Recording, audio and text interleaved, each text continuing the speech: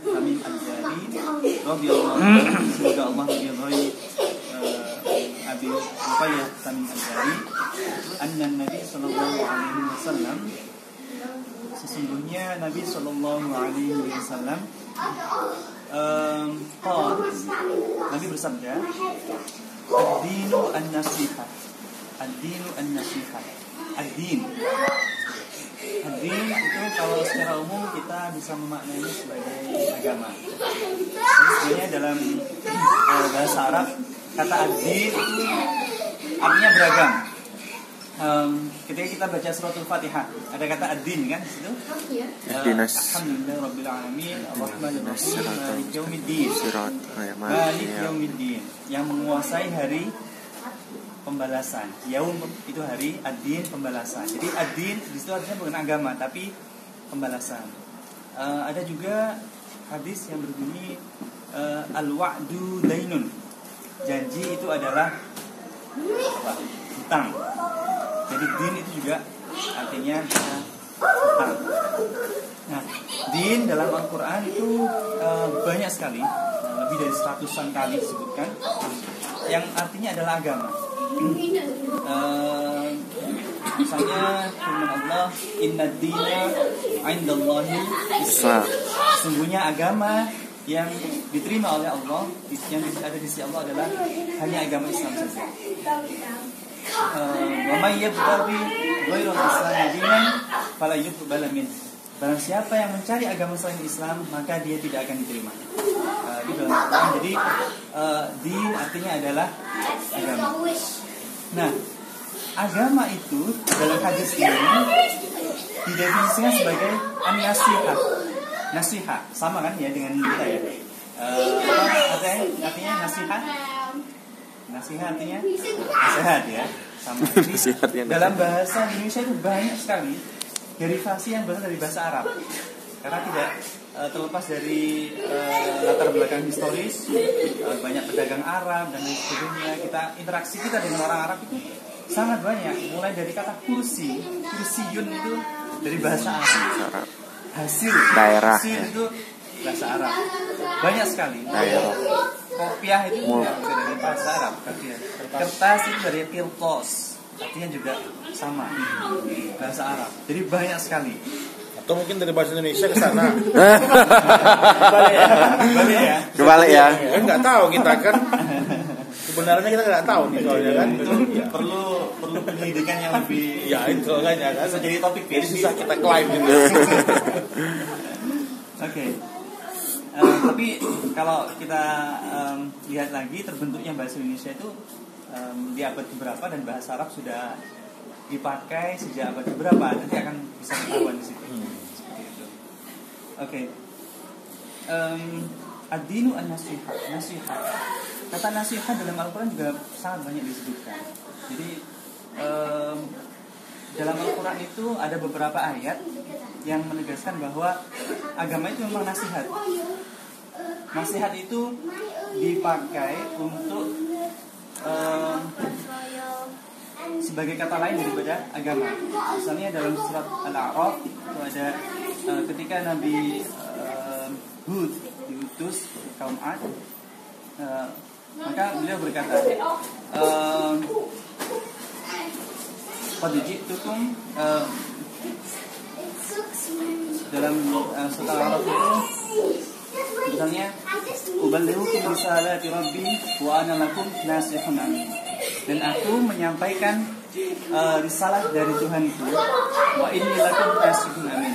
Dan aku kepada kalian merupakan nasihun amin, seorang penasihat yang bisa dipercaya. Begitu juga Nabi Nuh, begitu juga Nabi Saleh, ya. Wa ansaqnakum minallahi ma la ta'lamun. Wa ansaqnakum, dan aku memberikan kalian nasihat. Jadi agama itu adalah nasihat. Nah, nasihat itu sendiri kalau kita definisikan adalah suatu perkataan yang baik, suatu ujaran dari seseorang atau dari seorang zat, dari sebuah zat untuk manusia, agar manusia itu bisa menjadi lebih baik. Jadi definisi agama agar sesuatu yang terpisah bisa berkumpul, itu nasihat. Agar sesuatu yang menjadi tadinya buruk bisa menjadi lebih baik. Agar sesuatu yang tidak bermanfaat menjadi manfaat, itu nasihat. Ad-din an-nasihat. Nah, kemudian lanjutannya dari hadis ini adalah para sahabat bertanya, kami para sahabat bertanya, liman ya Rasulullah, kepada siapa nasihat itu diberikan? Kemudian Rasulullah SAW bersabda, qal billah. Yang pertama, nasihat itu untuk Allah. Artinya apa? Kemudian yang pertama, nasihat yang diberikan kepada manusia berupa agama ini adalah yang pertama yang berkenaan dengan Allah. Jadi nasihat yang berkenaan dengan Allah adalah agar kita tetap berada di agama Allah, kemudian bersyukur kepada Allah dan selalu beribadah kepada Allah. Nah, maka dari itu Rasulullah SAW mengajarkan kita sebuah doa dari sebuah hadis yang sahih, ya muqallibal qulub tsabbit qulubana ala dinika wa ta'atika wa syukrika wa husni ibadatika. Wahai zat yang membolak-balikkan hati manusia itu kan bolak-balik, berubah-berubah gitu ya. Kadang semangat sholat, kadang agak malas-malasan, kadang takwa itu kadang meningkat, kadang juga turun. Yang muqallibal qulub tsabbit qulubana, itu doa yang diajarkan tadi. Tetapkanlah hati kami ala dinika, atas agamamu ya Allah, wa ta'atika, dan atas ketaatan kepadamu ya Allah, wa syukrika, dan juga selalu bersyukur atas nikmat yang telah Kau berikan ya Allah, wa husni ibadatika, dan selalu bisa beribadah dengan baik kepadamu ya Allah. Itu doa yang bisa yang diajarkan Nabi sallallahu alaihi wasallam. Kalau belum hafal nanti bisa dicatat atau bisa tuliskan nanti. Jadi an-nasihatu lillah, jadi nasihat untuk Allah adalah kita memberikan hak Allah dengan cara melakukan kewajiban-kewajiban kita. Kita laksanakan kewajiban kita, itulah yang dimaksud dengan memberikan hak Allah. Kemudian sorry, udah 3 menit lagi. Oh iya. Ya. Boleh kita biar ada diskusinya Mas waktunya. Mungkin 10 menit ya. Apa? Saya nawarin 10 menit. Oh iya boleh. Boleh kita bihi dan kepada kitab Allah. Maksud kepada kitab Allah adalah sebagaimana yang tadi disampaikan Syekh Tahir ya. Innal ladzina yatluna kitaballahi wa aqamus shalah. Sebenarnya orang-orang yang yatluna kitabullah, yang membaca kitab Allah, yaitu Al-Qur'an. Nah, kita sekarang refleksikan pada diri kita sendiri. Setiap hari apakah kita istiqomah membaca Al-Qur'an? Berapa banyak yang kita baca dari Al-Quran? Kemudian setelah yang kita baca itu, berapa banyak yang kita pahami?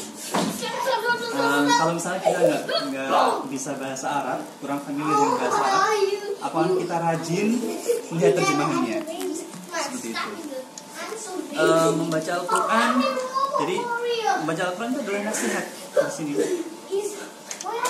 Orang yang membaca Al-Quran, meskipun dia tidak tahu artinya, dia diibaratkan seperti mengambil air dengan menggunakan sebuah keranjang yang kotor. Ibarat kita adalah keranjang yang kotor.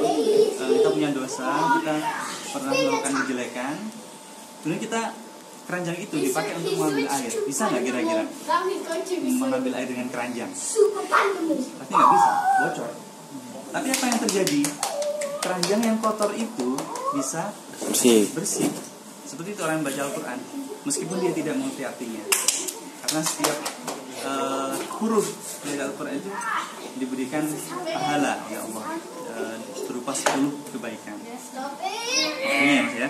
wa rasulihi, dan kepada rasulnya. Nasihat kepada rasul artinya adalah jika kita mencintai Allah, maka kita harus mencintai Rasul. Dalam Al-Quran Allah berfirman, Bismillahirrahmanirrahim, "In kuntum tuhibbunallaha fattabi'uni yuhibbukumullah wa yaghfir lakum dzunubakum."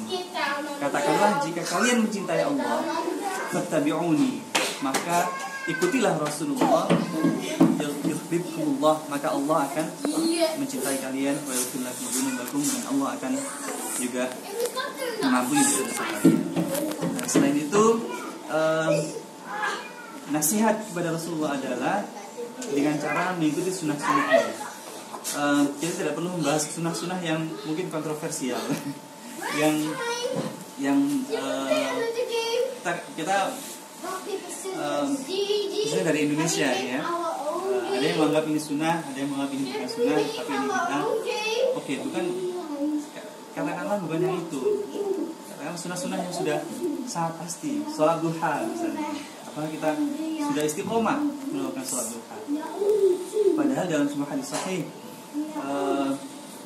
kita dalam tubuh kita ini lebih dari 300 persendian, dan masing-masing sendi itu harus disedekoi. Kita harus mengeluarkan sedekah atas persendian itu. Kalau kita tidak mampu, maka kita harus melakukan sholat. Dan orang yang melakukan sholat duha, Rasulullah SAW bersabda, "Man hafadha 'ala duha, ghafarallahu dzunubahu wa law kana min zabadil bahri."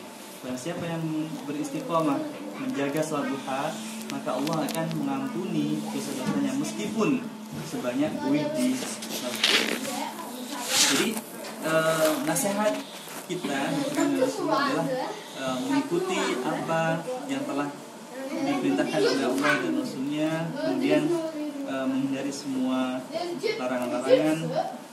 Dan yang terakhir di sini, belum terakhir ya, wali a'immatil muslimin, dan nasihat untuk a'immatil muslimin, para pemimpin orang-orang muslim. Para ulama mengkategorikan di sini a'immatil muslimin menjadi pemimpin muslim, pemimpin orang-orang muslim dalam hal administratif, dan pemimpin orang-orang muslim dalam hal keagamaan. Artinya apa? Kita harus mentaati mereka selama apa yang jadi kebijakan mereka tidak bertentangan dengan Allah, tidak bertentangan dengan agama Allah. Wa ammatihim, dan juga nasihat untuk manusia secara umum. Jadi agama ini adalah nasihat untuk semua manusia secara umum yang berkenaan dengan hubungan antara manusia dengan Allah dan juga antara manusia dengan sesamanya. Nah, nasihat ini semuanya sudah tercermin dalam keseharian Rasulullah SAW. Misalnya bagaimana Rasulullah SAW bersikap kepada sesama orang lain. Beliau itu orang yang sangat murah senyum, tidak suka marah, orang yang sangat friendly, dan Rasulullah itu bukan tipe orang yang mudah meluapkan amarahnya. Jadi itu yang bisa saya jelaskan ya dari hadis pendek ini. Mudah-mudahan tidak ada pertanyaan ya, karena sudah sangat jelas ya. Terima kasih. Kalau ada yang ditanyakan, kita bisa diskusi bersama. Ya. Terima kasih Mas Farid. Enggak, kalau dari teman-teman ada yang mau didiskusikan lebih lanjut terkait apa yang tadi dibahas.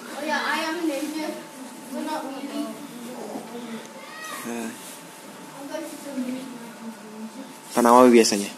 Wah. Kalau nggak ada ditodong kan? Oh iya, itu Mas Hafiz. Kan sampai kapan lagi Pak bisa menodong Kanawawi kan? Indonesia paling buruk ya. Saya tadi nggak ngerti loh, kok istilahnya tuh kenapa nasihat kepada, bukan dari aja yang udah jelas diartikannya tuh kenapa kepada. Bahasa Indonesia paling gitu ya. Nggak ngerti, saya tadi masih belum nangkep ya. Iya. Nasihat kepada Allah, nasihat kepada Rasul, nasihat kepada manusia, itu dari manusia ke manusia apa dari kita ke manusia? Iya. Jadi redaksi hadis ini memang sangat unik ya. nasihat kalau kita itu kan nasihat kepada, nasihat untuk, nasihat untuk kita dari siapa. Tapi kalau di sini memang nasihat itu kalau, karena saya kemarin juga sudah belajar, saya searching gitu asal kata nasihat itu, ternyata nasihat itu bisa juga diartikan sebagai sincerity, keikhlasan, ketulusan, itu bisa berarti nasihat. Jadi an-nasihatu lillah, nasihat untuk Allah, maksudnya adalah nasihat yang berkenaan dengan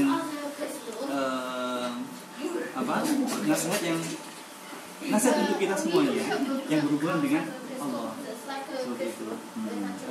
An-nasihatu di kitabih, nasihat untuk kita semuanya yang berkenaan dengan kitab Allah. Tapi Mas, atau mungkin jadi nanya deh. Konteks bukan advice kan? Bisa jadi seperti itu, Pak. Iya. Maksudnya jangan-jangan sebenarnya nasihat itu arti kata bahasa Arabnya bukan nasihat yang dimaksud dengan nasihat di Indonesia begitu. Iya bukan? Atau mirip sebenarnya. Jadi kadang hadis itu perlu tafsir. Waduh, tafsir. Jadi nggak hanya Al-Quran yang bertafsir. Sampai di Indonesia itu ada jurusan tafsir hadis, itu ada di Fakultas Syariah itu ada. Makanya nasihat itu juga bisa berarti ketulusan kita untuk Allah. An-nasihatulillah, ketulusan kita dalam beribadah kepada Allah. An-nasihatu li Rasulillah, berarti ketulusan kita dalam menjalankan sunnah-sunnah Rasul. Seperti itu. Tapi kalau secara literal, an-nasihat itu nasihat, li itu kepada Allah, lillah itu li Allah gitu kan, kepada Allah. Yang lain? Lain? Sejauh mungkin? Bang Asin biasanya. Nanya Bang.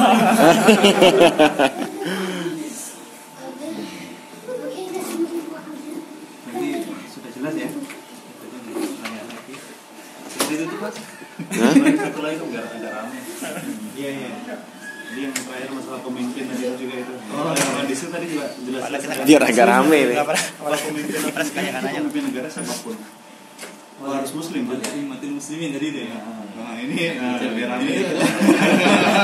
Buat tanggal 15 Februari. Terus kita di UK ini nggak usah itu sama Perdana Menteri UK nggak usah ngurutin lah.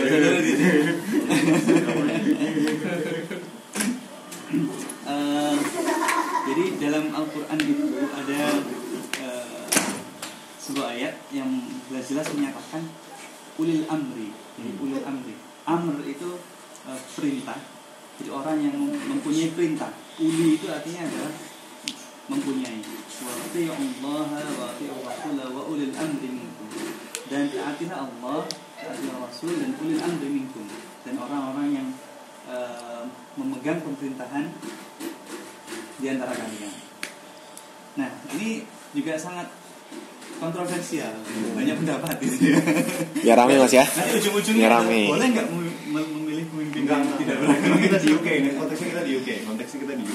Jadi tetap wajib untuk menaati pemimpin selama perintah yang mereka berikan kepada kita tidak bertentangan dengan hukum Allah dan hukum Rasulullah. Karena sudah sangat jelas la ta'ata li makhluqin fi ma'siyatil khaliq. Tidak boleh taat kepada seorang makhluk dalam hal kita bermaksiat kepada Sang Khaliq, kepada Allah. Apapun perintahnya, kalau itu tidak bertentangan dengan Allah, hal-hal yang duniawi misalnya, saya disuruh bayar pajak kendaraan bermotor, pajak itu bukan sesuatu yang dilarang. Kita wajib bayar. Meskipun itu tidak ada dalam Al-Quran untuk membayar pajak, karena taat kepada ulil amri, taat kepada pemimpin itu adalah suatu kewajiban, maka kita harus memenuhi hal tersebut. Nah, kalau ada beberapa klasifikasi ya, pemimpin yang a'immatul muslimin itu pemimpin yang mengatur urusan atau hajat hidup orang-orang muslim. Itu bisa di level pemerintahan, ya bisa di level keagamaan. Nah, kalau sudah masalah itu jadi sudah ada perbedaan pendapat lagi, apakah boleh kita memimpin muslim atau tidak, itu ada di masa sendiri. Gayuban ya, nanti di Gayuban.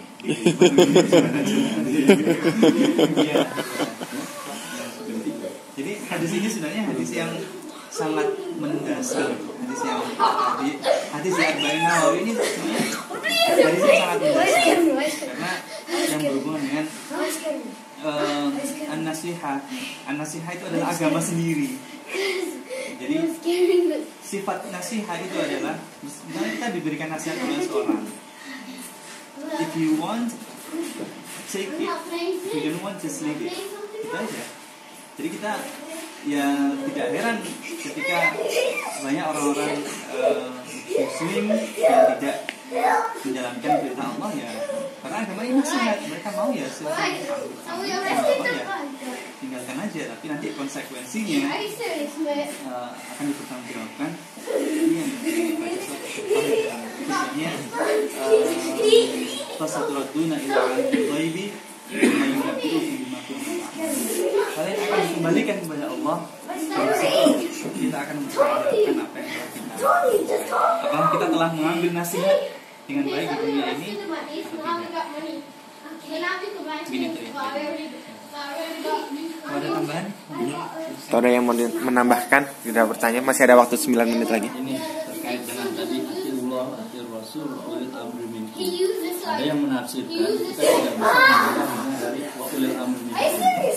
Itu juga kita melihat Atil Rasul, Ulil Amri Minkum. Jadi di situ kemudian ditafsirkan ketika kita memilih seorang pemimpin adalah pemimpin yang juga mentaati Allah dan Rasul. Jadi artinya ke atas juga harus dilihat. Jadi bukan hanya sebuah pemimpin, tapi bagaimana pemimpin yang Allah, Rasul, ulil amri. Dalam tafsir itu dikatakan wa ulilnya itu, wawunya itu punya fungsi melihat juga ke atas. Ya dari situ bisa kita pahami ya. Kalau kita memilih ya harusnya yang ke sana. Itu ada perdebatan seperti itu. Nasihat tapi bukan pemilihan tadi. Nasihat ketulusan. Jadi sampai ke sana. Betul sekali kalau itu An-Nisa ya. Wa itu kalau dalam bahasa Arab namanya adalah huruf atof. Iya. Huruf atof. Huruf atof itu artinya menggabungkan kata sebelumnya dengan kata yang setelahnya. Dan jadi huruf untuk menggabungkan. Jadi kalau itu dari beberapa mufasir ya, kita belum punya kemampuan untuk ke situ ya, untuk menafsirkan ayat. Jadi ya menurut saya demikian. Seperti yang prinsip tadi, ketika pemimpin itu seorang pemimpin taat kepada Allah dan taat kepada Rasul, maka wajib kita taati. Kalau pemimpin itu tidak taat kepada Allah dan tidak taat kepada Rasul, ya kita tidak wajib mentaati, apalagi memilih. Lebih jauhnya mungkin seperti itu. Terima kasih. Ada lagi?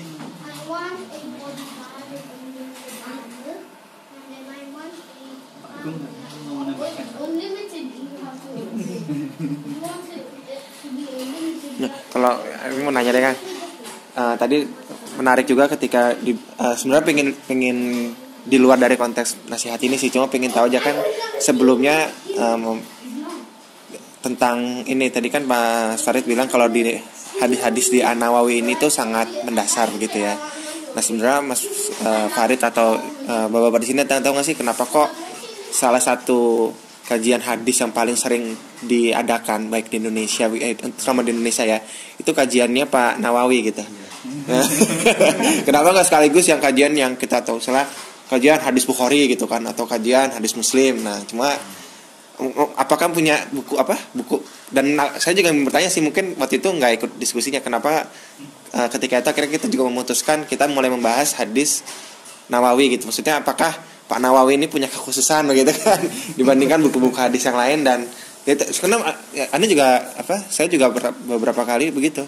Di sini kajiannya Nawawi, sini kajiannya Nawawi. Mungkin kalau ada yang tahu gitu ya. Kajian. Jadi kenapa sih kok disebut?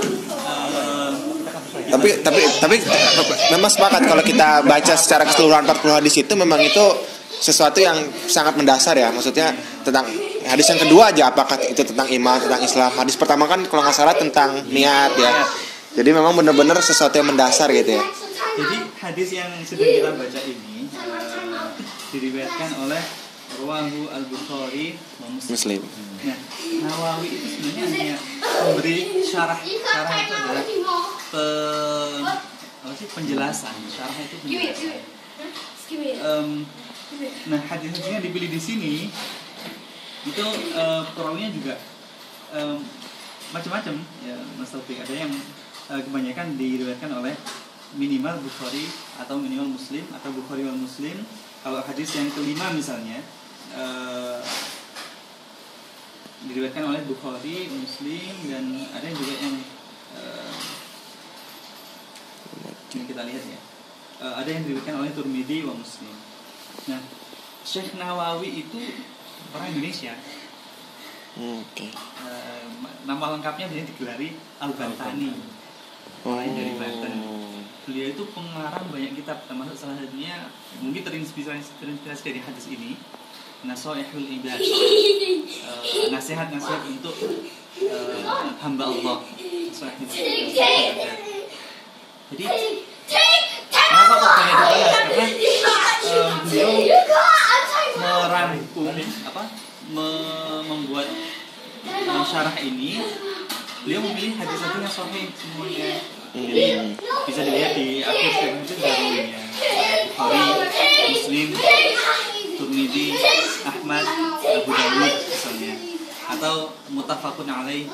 Muttafaqun alaih berarti diriwayatkan oleh Bukhari dan Muslim dan sudah kesahihannya, tingkat derajat kesahihannya sudah 100%. Paling tinggi ya. Kenapa banyak dibahas ya? Karena topik-topiknya sangat mengena. Topiknya sangat mendasar, mulai dari niat, bagaimana kita meluruskan niat, bagaimana amalan dunia bisa menjadi amalan akhirat, dan sebaliknya bagaimana amalan akhirat itu kalau salah niatnya bisa menjadi amalan dunia yang tidak ada pahalanya sama sekali. Misalnya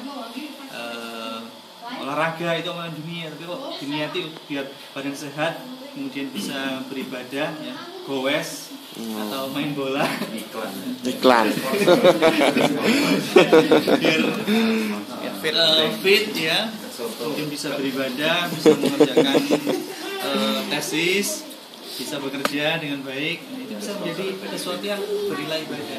Nah, itu yang jadi pertimbangan di Indonesia dan kita juga, bahkan online pun banyak sekali kajian-kajian kitab al-Bani.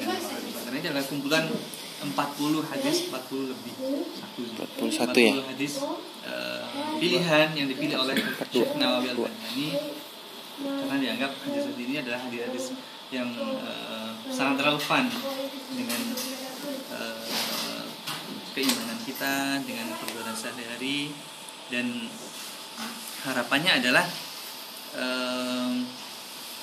karena yang dikaji adalah hadis-hadis sahih ya, dan jumlahnya hanya 40, kita harapannya biar mudah ingat, dan juga ini adalah hadis-hadis yang sangat bermanfaat insyaallah. Seperti itu Mas Taufik. Oke. Cuma koreksi, kalau menurut saya dia bukan penggabung. Oh ya. Tahu saya dia memang orang, kalau nggak Syria, orang Yaman atau apa, karena memang dibesarkan di sana. Tidak ada kaitannya dengan Imam Nawawi yang di Banten itu. Gitu ya? Jadi dua orang yang berbeda. Iya, tapi syarahnya yang membuat keterangan syarah itu juga Imam Nawawi dari Nawawi gitu ya.